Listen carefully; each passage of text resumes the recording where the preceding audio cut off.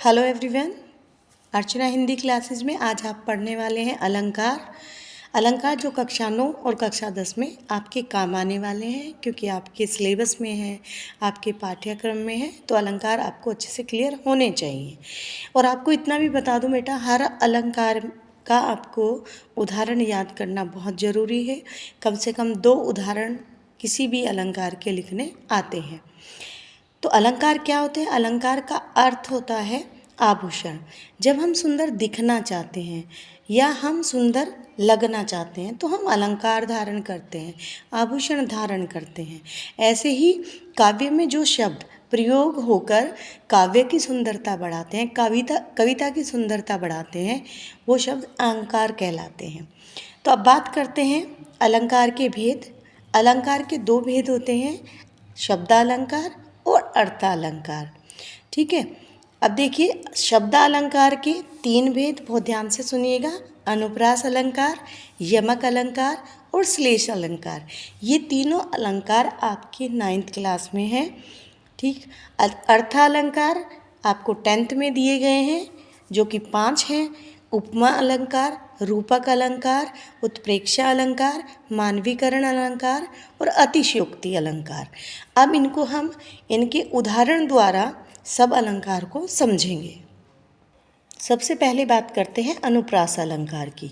देखिए, एक वर्ण, एक लेटर, एक अक्षर की आवृत्ति अगर बार बार होती है, रिपीटेशन हो रहा है, तो वहाँ पर अनुप्रास अलंकार होता है। देखिए, जैसे पहला एग्जाम्पल है, बहुत आसान है, बच्चे ज़्यादातर इसको ही याद करते हैं, इसलिए मैंने आसान भी लिया है। रघुपति राघव राजा राम, तो कौन सा वर्ण है जो बार बार आ रहा है? कौन सा लेटर है? रा। तो इसमें आपका अनुप्रास अलंकार हुआ। जब किसी भी वर्ण की आवृत्ति 2 या 2 से अधिक बार होती है तो वहाँ पर अनुप्रास अलंकार होता है। नेक्स्ट देखिए, चारु चंद्र की चंचल किरणें खेल रही हैं जल थल में। ठीक। तो चा वर्ण की आवृत्ति बार बार हुई है, ला वर्ण की आवृत्ति बार बार हुई है, तो यहाँ पर भी आपका अनुप्रास अलंकार है। उसके बाद देखिए, तरनी तनुजा तट तमाल तरुवर बहुछाई, तो कौन सा वर्ण बार बार आ रहा है? ता वर्ण बार बार आ रहा है। इट मीन्स यहाँ पर भी अनुप्रास अलंकार है। नेक्स्ट देखिए, जन रंजन मंजन दनुजा मानुज रूप सुर सुर भूप। देखिए, कौन से वर्ण बार बार आ रहा है आपका? ना। जरूरी नहीं है आपका वर्ण शुरू में ही आए, रघुपति राघव राजा राम की तरह।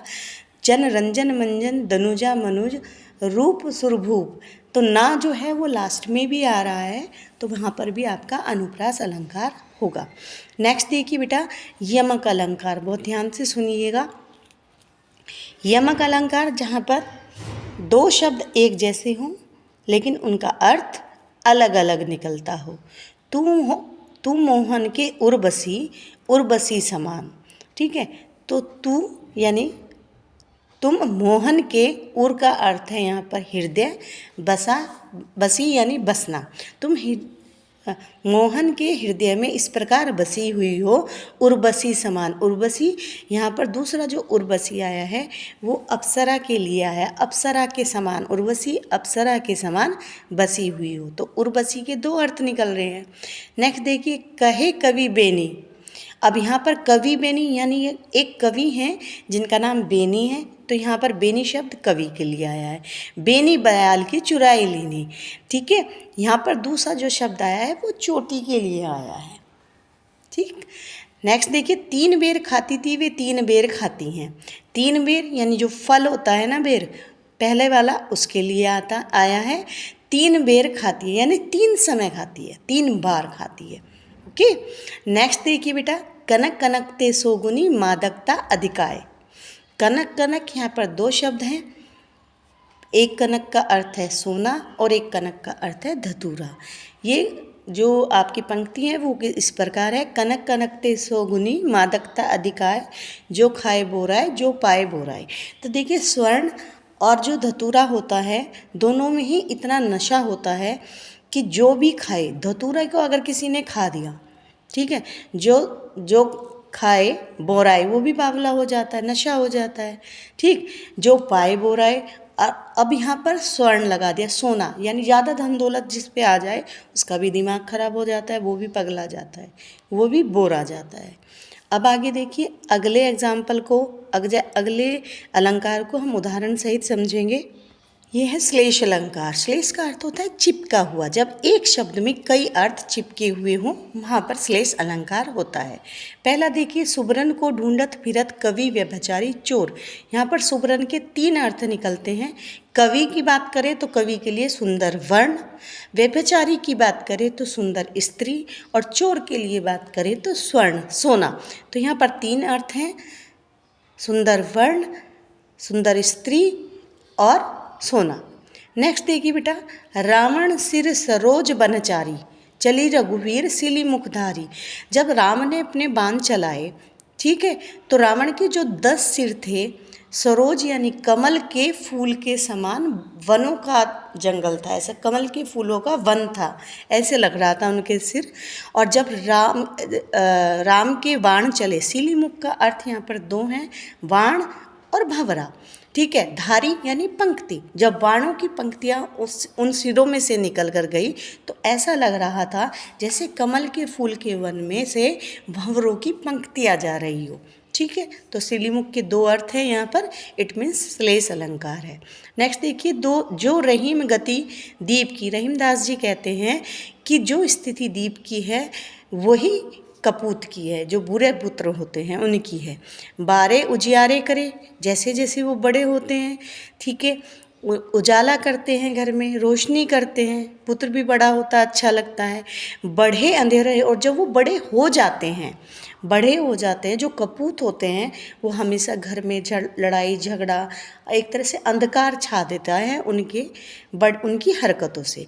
ऐसे ही दीपक होता है, वो जब बुझ जाता है घर में अंधेरा हो जाता है। तो बड़े के 2 अर्थ हैं, पहला बढ़ना, जो पुत्र की आयु बढ़ चुकी है, और दूसरा होगा बुझ जाना।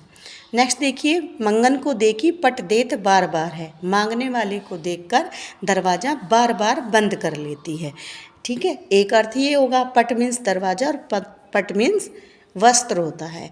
दूसरा है मंगन को देखी पट देर बार बार है, या देत बार बार है, यानी मांगने वाले को देखकर बार बार वस्त्र दान कर देती है। अब अगले अलंकार की तरफ चलते हैं। ये यहाँ तक आपका 9th का सिलेबस था। अब 10th की तरफ चलते हैं। उपमा अलंकार। देखिए बेटा, उपमेय और उपमान, इतने सारे भारी भरकम शब्दों की तरफ मैं नहीं ले जाऊंगी आपको, सीधे साधारण से शब्दों में बताऊंगी।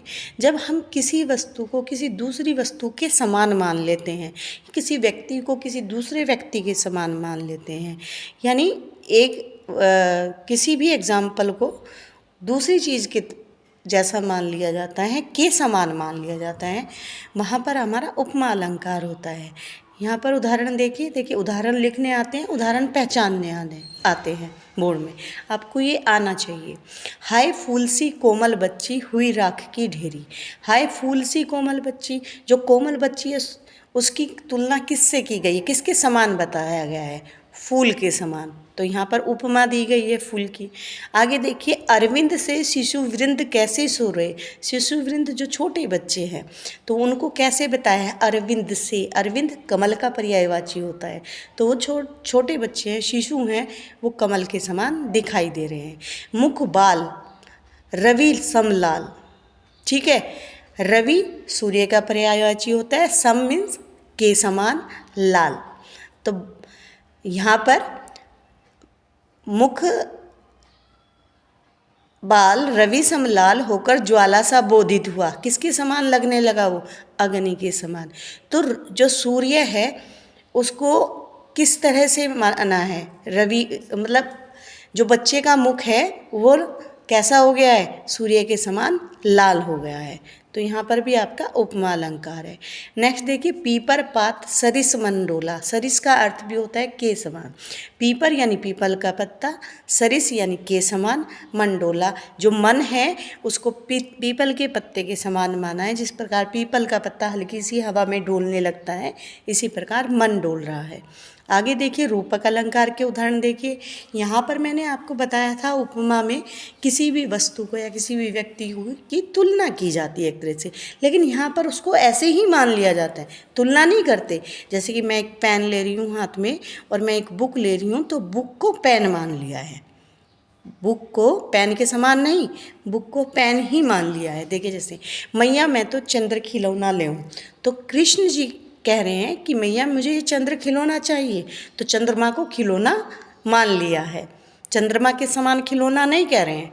आगे देखिए चरण कमल बंदो हरि राय, तो चरण को कमल मान लिया है, ईश्वर के चरणों को कमल मान लिया है। पायो जी मैंने राम रतन धन पायो, तो राम को रतन मान लिया, सबसे कीमती रतन। ठीक है। शशि मुख पर घूंघट डाले, तो मुख को चंद्रमा मान लिया गया है, इसलिए उसका रूप दे दिया गया है, यहाँ पर रूपक अलंकार होगा। आगे बढ़ते हैं। उत्प्रेक्षा अलंकार, जैसे उदाहरण के स्वरूप में इसको प्रयोग करते हैं, जैसे शब्द का इसका अर्थ निकल के आता है, और जब इसके एग्जाम्पल होते हैं तो वो जनु जानो मनु मानो मनहु जैसे इस तरह के शब्द उसमें प्रयोग होते हैं। तो आराम से ज्यों ऐसे शब्द आते हैं, आराम से पहचान में आ जाएंगे।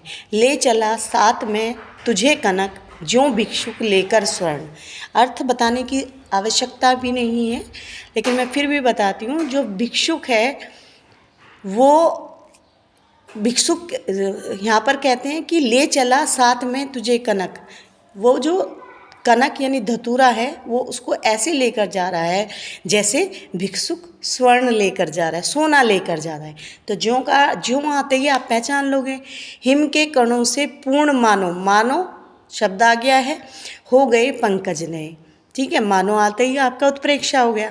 पद्मावती सबे सखी बुलाई, जनु फुलवारी सबे चली आई। जनु आते ही आप समझ जाएंगे उत्प्रेक्षा अलंकार है। उस काल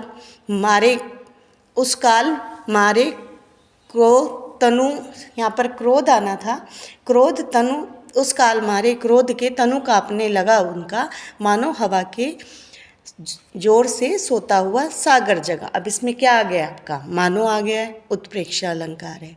अब बात करते हैं मानवीकरण अलंकार की। देखिए यहाँ पर हम लिविंग थिंग्स जो काम करते हैं वो नॉन लिविंग थिंग्स पे कराया जाता है। हंसना, रोना, नाचना, गाना, सोना, उठना, जागना, ये इस तरह के काम हम लोग करते हैं, बट यहाँ पर हमारी नेचर, हमारी प्रकृति इसको कर रही है। फूल हंसे, पहली बार में समझ जाइए आप, हंसने का काम हमारा है। ठीक है। कलियाँ मुस्काई, तो मानवीकरण अलंकार। मेघ आए बन ठन के संवर के, जो बादल है बन ठन के संवर के तैयार होके आए हैं, तो बनना ठनना किसका काम है, हम लोग संवरते हैं। ठीक है। जगी वनस्पतियाँ अलसाई, जितनी वनस्पतियाँ हैं, पेड़ पौधे हैं, छोटे जो प्लांट्स हैं, वो सब कुछ वो क्या है, वो जगे और अलसाए से लग रहे हैं। अब तो सोना जागना हमारा काम है, अलसाना हमारा काम है। आगे देखिए, मुंह धोया शीतल जल से, मुंह भी हम ही धोते हैं, तो वनस्पतियाँ यहाँ शीतल जल से मुंह धो रही हैं।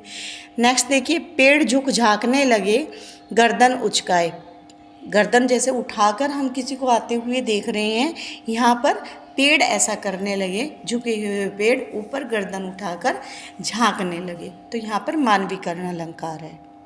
लास्ट देखिए, अतिशयोक्ति अलंकार। अतिशयोक्ति जो कि नाम से ही पता लग रहा है, किसी भी बात को बढ़ा चढ़ाकर कहना। तुम्हारी यह दंतुरित मुस्कान मृतक में भी डाल देगी जान।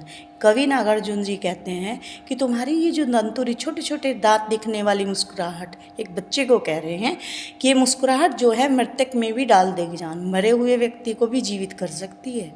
तो क्या ऐसा संभव है? बहुत बढ़ाकर इस बात को कहा गया है। आगे कहते हैं, नेक्स्ट एग्जाम्पल देखिए, जब सुदामा कृष्ण के पास आए थे तब का है ये। पानी परात का छुओ नहीं, नैनन के जल से पग धोए। जब सुदामा चल कर आए तो श्री कृष्ण ने परात के पानी को छुआ तक नहीं, वो उनकी ऐसी दशा देखकर इतना रोए कि आंखों के पानी से ही उनके पैर धो दिए। तो बहुत बढ़ा चढ़ाकर इस बात को कहा गया है। हनुमान की पूंछ में लगन न पाई आग, लंका से जरी गई, चले निशाचर भाग। देखिए, हनुमान की पूंछ में अभी आग भी नहीं लगने पाई। भाई आग लगेगी तभी तो वो सारी लंका को जलाएंगे, लेकिन ये कह रहे आग भी नहीं लगने पाई, सारी लंका जल गई और निशाचर जो राक्षस थे वो भाग गए। तो बहुत अधिक बढ़ाकर कहा है यहाँ पर भी कवि ने। नेक्स्ट देखिए, भूप सहस 10 एक ही 12 लगे उठावन टरत नेटारा। ये सीता स्वयंवर की बात हो रही है। तो एक भूप यानी राजा, सहस 10 यानी 10,000, 10,000 राजा जो थे एक ही बार में शिव धनुष को उठाने का प्रयास करने लगे। उठावन टरत नेटारा, और वो उठाने की कोशिश कर रहे हैं लेकिन वो हिलाए नहीं हिला। ठीक है, तो ये थे आपके अलंकार कक्षा 9 और कक्षा 10 के विद्यार्थियों के लिए। मुझे विश्वास है आप लोगों को बहुत अच्छे से समझ आए होंगे। तो देखते रहिए अर्चना हिंदी क्लासेस, शेयर करिए, लाइक करिए और देखते रहिए।